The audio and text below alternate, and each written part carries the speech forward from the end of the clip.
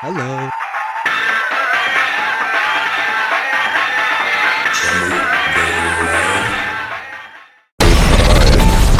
A creation that is fueled by hatred, not that kind. Metasonic is an incredibly powerful stunner and, from my knowledge, most Executioner players are deathly afraid of. Metasonic is unique in the sense that his gameplay centers around both stalling and being a hit-and-run character. He has only one stun and a self-healing ability that enables this kind of gameplay, especially when around a technician. Gotcha! He stands at a staggering 175 health, 50% resistance, self-healing, a radar to kinda track the Executioner, faster repair speeds when around technicians, and finally a self-destruction upon death, stunning the Executioner so long as you don't do it yourself. On top of that, he gets an ability that isn't like any other stun. On hit, you'll stun the Executioner for roughly 8 to 7 seconds. That isn't all you can do though. You can also ragdoll them towards the direction you face at the end. Kinda.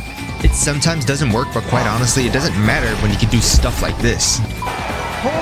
This means in really rare scenarios, you'll just be able to get rid of the Executioner in general. To add even more salt onto this wound, this ability is possibly the fastest stun in the entire game, only having around a 20-second cooldown. This alone makes him sound really overpowered, right? I can see many arguments complaining that Metasonic is a really annoying survivor to deal with just in general, and honestly, yeah, I can see it too. Like, Jesus man, how many hits can you take, dude? 1, 2, 3, how about 7? One of the few counterplays I've seen against Metasonic in specific is to leave him among the last survivors or just to get rid of him at the start. That resistance may be strong as hell, but it isn't enough to cut his downsides. He doesn't get downed, meaning that he's always in his last life. His destructive charge also does damage to him. It deals 4 damage every like half second you keep the Executioner on you, and an extra 40 when you slam the Executioner into a wall. This is the reason why he's a hit and run character. At most, you can probably stun the Executioner for 10 to 11 seconds, but that also would deal 80 damage to yourself. I say probably because actually doing the full charge and slam will pretty much guarantee an easy kill on you. Without a technician in the team, you are not healing off that damage. Yeah, after you stun the Executioner, there's a brief period of vulnerability on you, considering that you not only have 1 life, but you also don't get resistance for using any other ability. Like, sorry guys, I scraped my knee and fell into the void. You guys got that right? I see like pretty much every single player say that Metal's life is meaningless and should sacrifice themselves for the greater good. However, even doing this requires a ton of thought. Having it on-demand stunned is already incredibly powerful. Knuckles has his punch, which can not only scale in power with time, but also has variants that can be transferred to his other abilities. Amy has the most versatility due to her being able to stun back to back, allowing her to have at least one of her moves 24/7. And Sonic has a really lengthy stun with a ton of grace time, while also having stun stacking to it. But what makes Metal Sonic so different is that not only is it a dash ability, but it's also one of the strongest stuns in the entire game. I said one of the strongest stuns in the entire... And invisible he goes. I said one of the strongest stuns in the entire... Okay, are you just afraid of me? Yeah, most Executioners with a brain usually rely on invisibility or God's trickery to just entirely negate Metasonic's stun, but quite honestly, it's for a good reason. Getting stunned for 8 seconds every 20 seconds is just not an enjoyable experience, especially if that metal can quickly recover and be stripped back on you the second he fully heals. I honestly don't blame most Executioners for entirely hiding from me, but just know that the second you're in rage mode, you're no longer safe from me. I had the wind up. Into the void, emoted. Most people usually consider to use Metasonic stun really anytime they like. However, this allows for your own teammates to mess you up. You see, a certain mechanic that most asymmetrical horror games on Roblox usually adopt is stunning. And in almost every single one of those games, there is some form of stun immunity. This means that you cannot stun the killer right after another person's stun.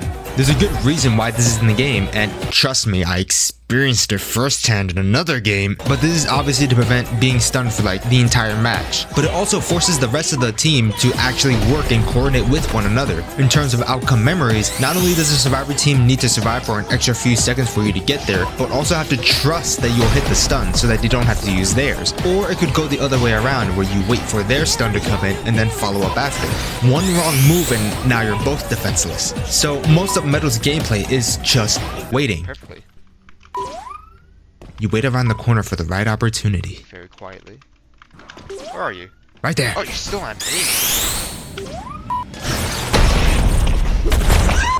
Oh, into the cave. Either that or like you got like launched somewhere else. However, there are also times where you must sacrifice yourself. In this clip, I got hit once. Scary. They prepare a charge and I plant myself on the springboard, getting ready to stall them for the other two survivors' safety. If I could just keep their attention long enough, maybe the rest can get away. However, they knew my exact weakness. They charged into my friends. Not only could this kill Amy, but if they get Cream as well, then an LMS would initiate. Their only chance of winning was to kill my friends. My Cream looks upon in horror, and I soon realized my mission. I was never meant to win this match. We were all in our last life, and I made the grueling decision to take matters into my own hands.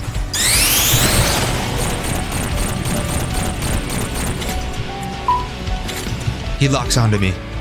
I try to escape, but end up getting caught. I am now down 47. I try my best to find a spot where I can heal, but then he sees me and pursues me. I cowardly use my destructive charge to try and run away. However, there was a major oversight.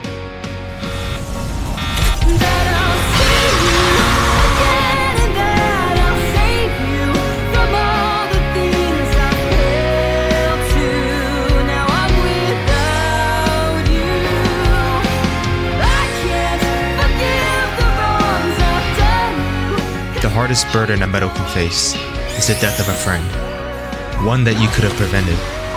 That blood cannot be washed. It will be forever burnt into your code.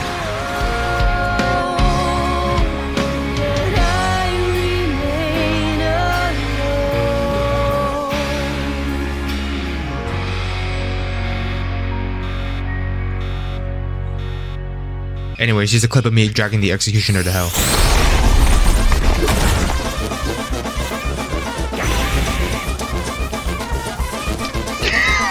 This is truly the best sacrifice a Metal Sonic could make for his team.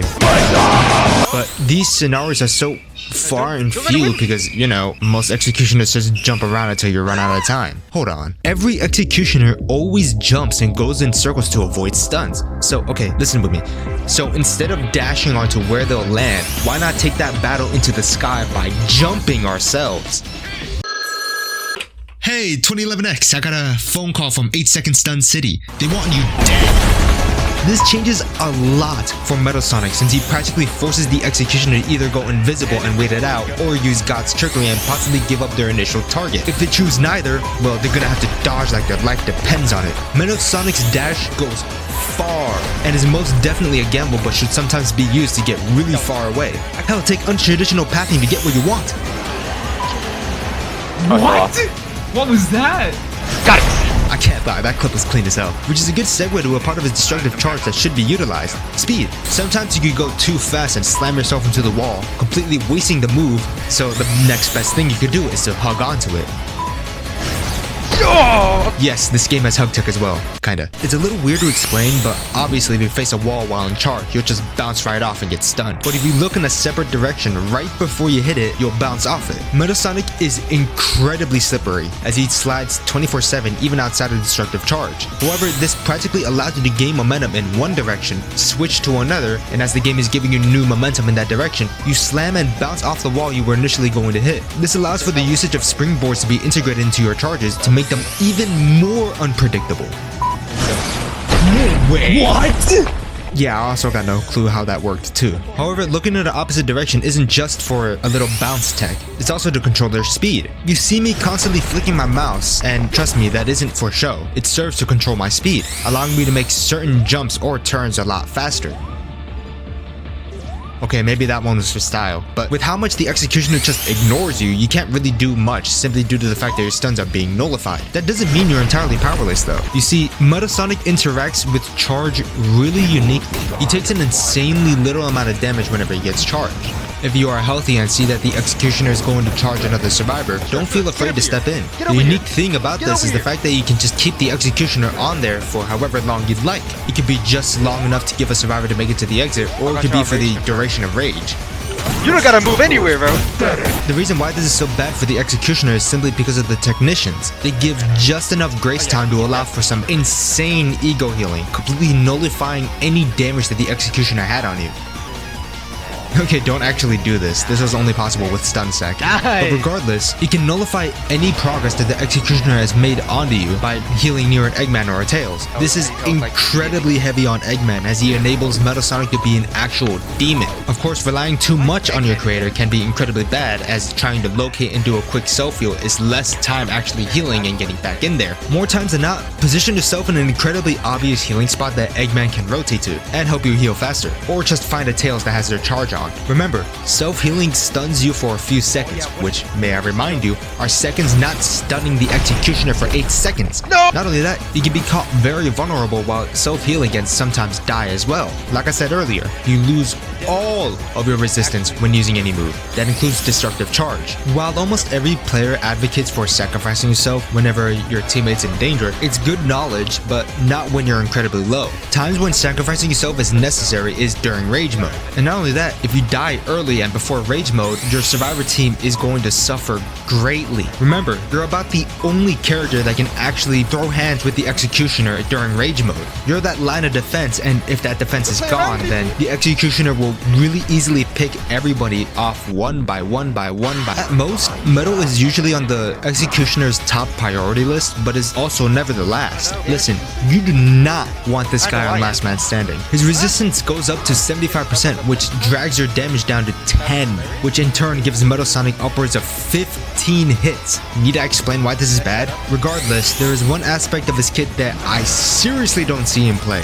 Remember that his destructive charge is a charge.